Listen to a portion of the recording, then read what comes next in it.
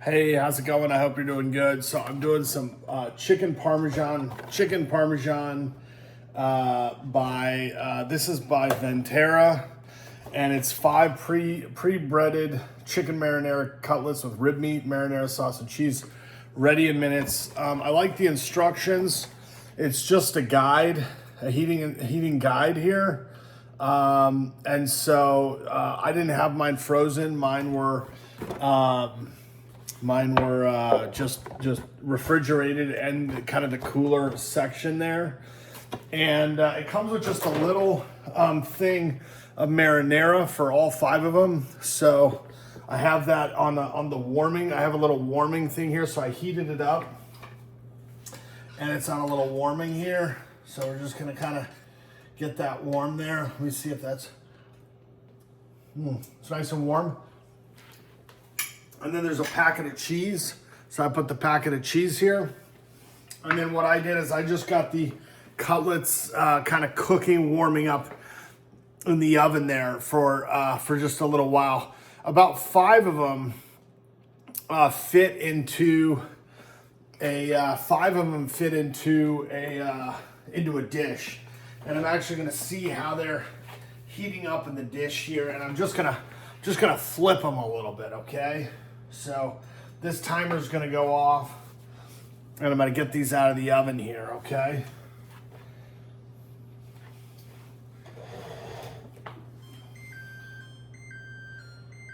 Okay, get these out of the oven, see how they're doing. And so here they are, right in there, and they're just kind of heating up down in there. I probably could have pan fried them, but I didn't want to overcook them. And just kind of get them. They're not going to have that crispiness that you probably look for in the marinara. But I'm just going to get them kind of heated there. And let's see, I want this one to go down there. And then down there. And just get a little bit of this down there. Okay. 5 of them just sort of have to overlay, and so they just kind of lay in there a little bit. And so I'm gonna get a little temperature reading off these. Just gotta take a little bite of that one, see how that one is, and get these back in there.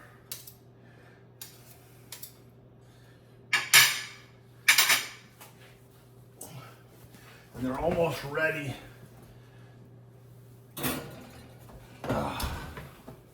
Just try this over here. I'm gonna try a little piece, we're just kind of warm, almost gonna be hot. Got some of that flavor on there. And then by warming the marinara, I'm gonna give this about, I guess, 3 minutes. I'll give this about 3 minutes. And then what I'll do is I'll pour the marinara and the cheese on, and then I'll let that cook in there. So I'm just gonna wait about 3 minutes. Just a second, I'm gonna get my soda here.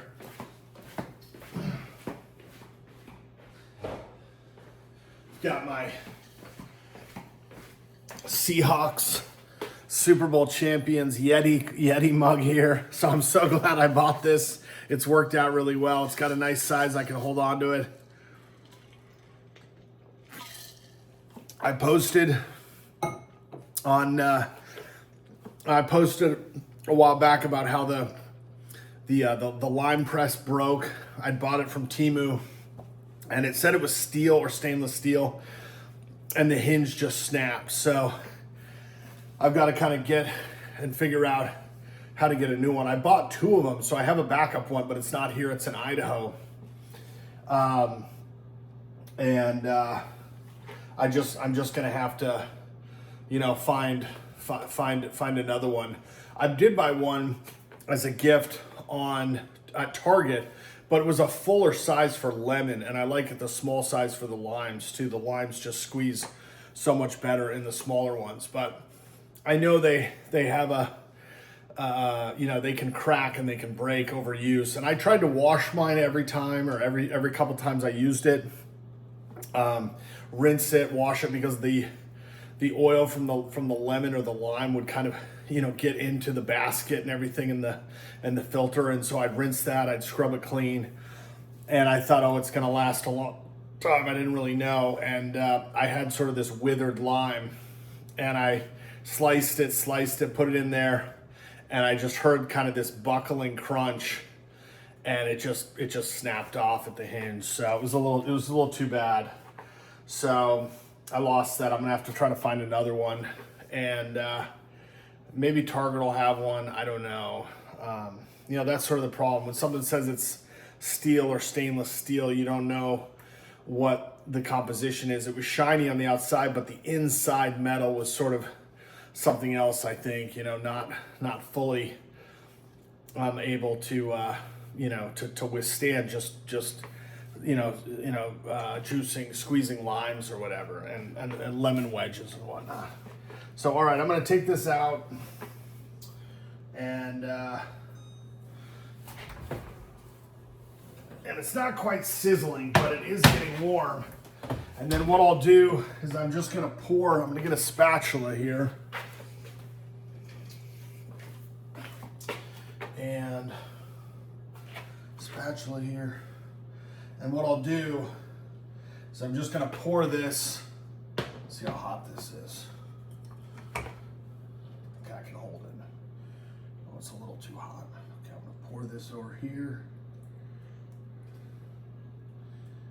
And it's not that much sauce, but it's just enough to cover them. Some of them won't have that much on it.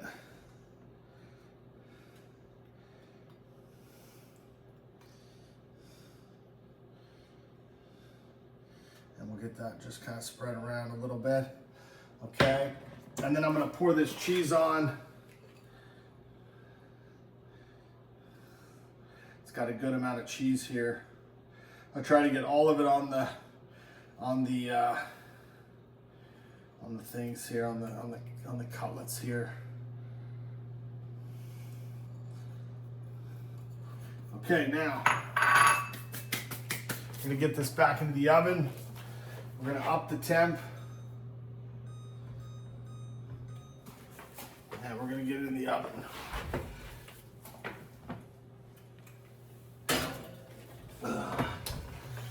Since the cutlets are already cooked, I don't want to get them too hot or, too going. And we'll set this for about 6 minutes here. 6 minutes. And in the meantime, I'm going to try to clean some of this. I'm going to clean this little cast iron thing here. Oh, I hope it's not spilling down there. Get this out of here. And just going. Got a few dishes here.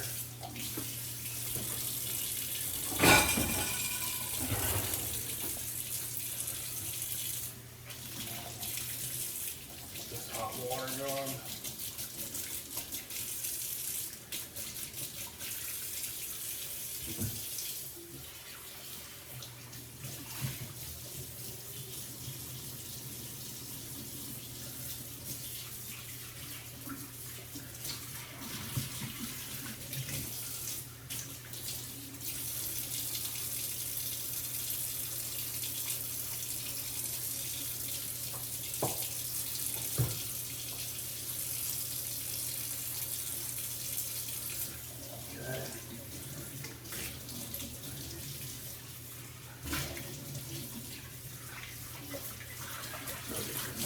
Clean up here.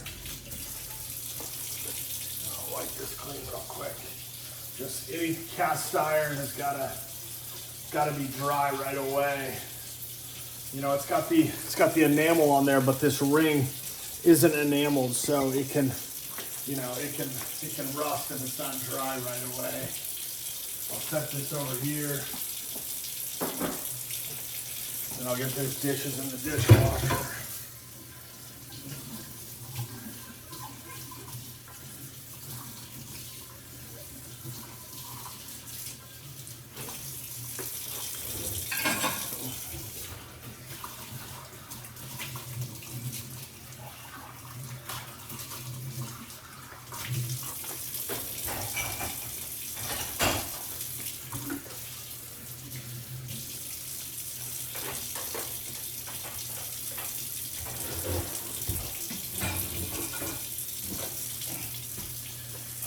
Scissors. I open those bags with scissors. You gotta clean the scissors.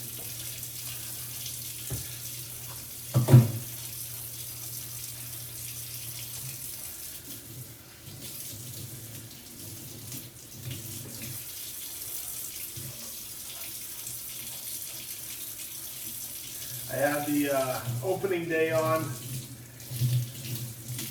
That opening day on with the Yankees and the Giants. It was a lot of fun to watch.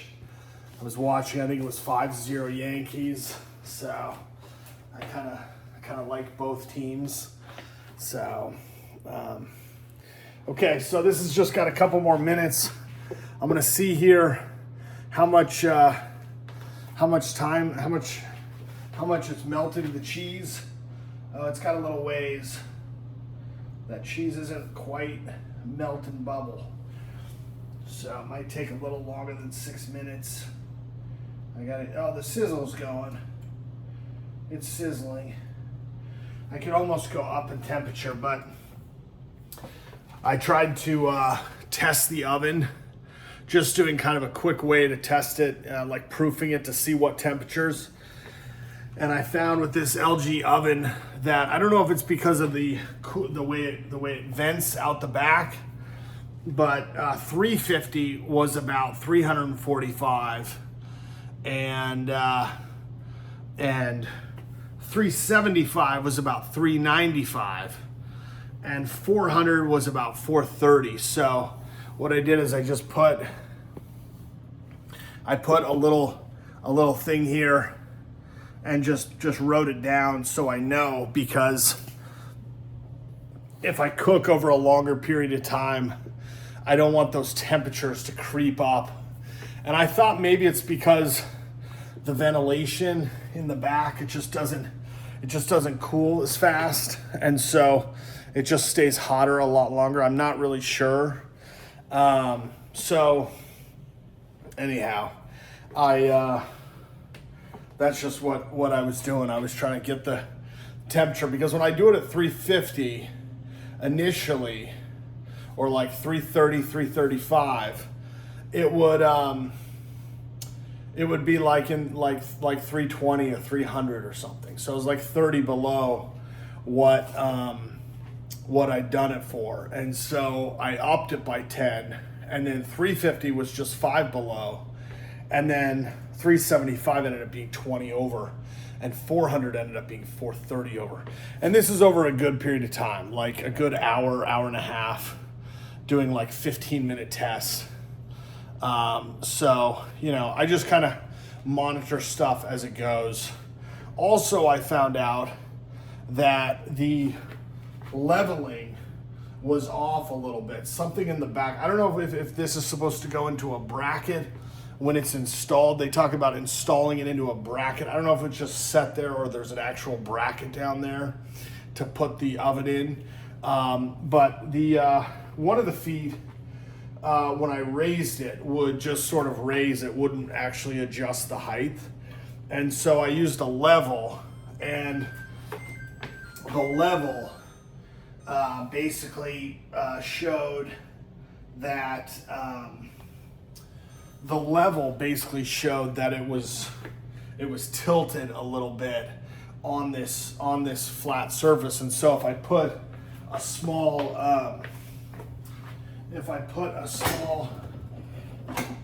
fry pan on there, right? Like if I just put a small fry pan, and this is a larger area, but it's about the size, it would spin and it would tip off a little bit. And so if I put it over here, it's better now. But if I put it back here, you see it stays there. It's it sort of stays there. But if I put it on this way, it spins a little bit. So over here, you get a little bit of that spin too. But it was definitely hard to keep, you know, something like this on here. Even on here, it would be better. But on this one in particular, it was sort of raised up here as a corner. And so I don't know if that was the installation process or what, but I tried to fix it and get it as level. It was within the range almost, just barely touching one of the sides of the level, but it you know, and now it kind of moves a little bit, but much better than what it was before. And the ventilation, I don't know, you know, when they install this stuff and they put the microwave behind here and they put a vent in, the vent basically goes in and then it comes out here or up here as opposed to going back or wherever it's supposed to vent. And so that kind of complicates, you know, all the cooking and the cooling and everything. And in Florida, it's hot and it's humid, and so it's a lot harder to get rid of that air and cool down. You know, if you're gonna bake bread or you're gonna do something longer term in the oven, even if you're gonna do like a pasta sauce or something where you're gonna have that moisture coming up into the air, you know. So I'm gonna look at this, and this is basically all right. It's not gonna be browned. I'm not gonna get the cheese browned. I'm gonna rotate it real quick and just rotate it in there. And you can see, it's fogs up, you know, steams up my glasses real quick there. So I'm just gonna give it about 2 minutes, and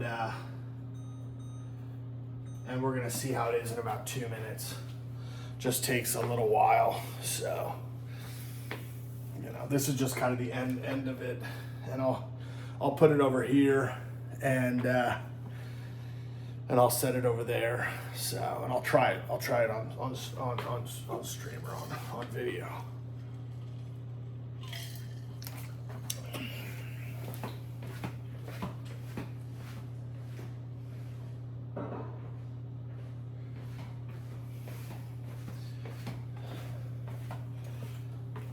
See how this looks. A little peek there. Yeah, it's got a little sizzle. Some of that cheese that is pre-shredded, it doesn't get that sort of gooey melt and brownness to it. But the whole thing is kind of sizzling in there a little bit. And it's not really like, you know, popping at that higher level, but that's fine with me. I'll try it to see how I like it. And you can sort of see how it comes out here. So I was surprised to note that the sous vide biscuits and gravy, I haven't been able to find at Costco anymore. I don't know if this is just because it's in Minnesota or where, but I haven't been able to see it. I was gonna try to get some and then microwave them, but I haven't seen them. And I did that video about it, and people were asking me, you know, hey, show you eating, you know, the biscuits and gravy, but I'd already had them and I just showed the box or whatever. So anyhow, I'm showing this, and I'm just gonna take this out right now, and this is sizzling here, and I'll just let this timer go off, or just get down to almost none here, and we'll take this out. And so here you go. Here it is here, sizzling in here. It's just browned a little bit, just a little bit of brown there. And it's sizzling in there. It's got some brown. So I'm gonna bring this over to the table, and I'll try one, let it kind of cool down. So I'll bring this over here. Let's see there. There, and I'll just bring this over.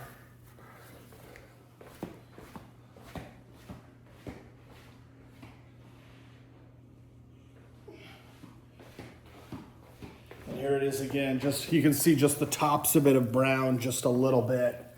And I'll set that right there. Then I got a little spoon, and I'm gonna get a set of tongs here.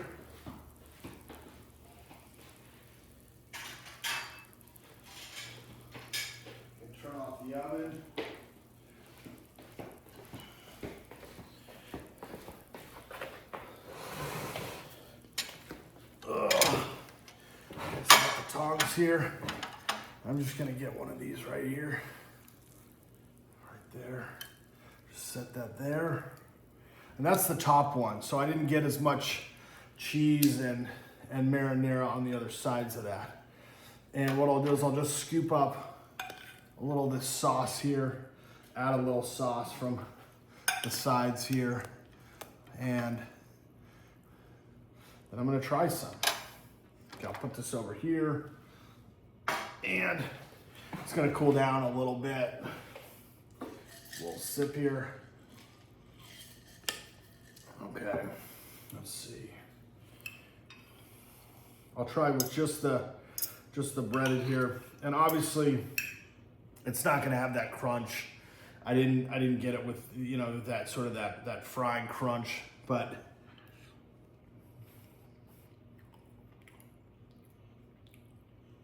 it's just got kind of a nice plain taste. So I'll try it with the marinara. And this one didn't get too hot. I probably could have left it in there longer and really gotten kind of the cheese on top really browned, but I didn't. And I'm just having a bite here. And anyhow, it's good. I like this. And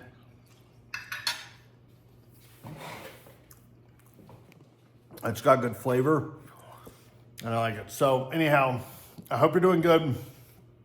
And I'll talk to you later. Bye-bye.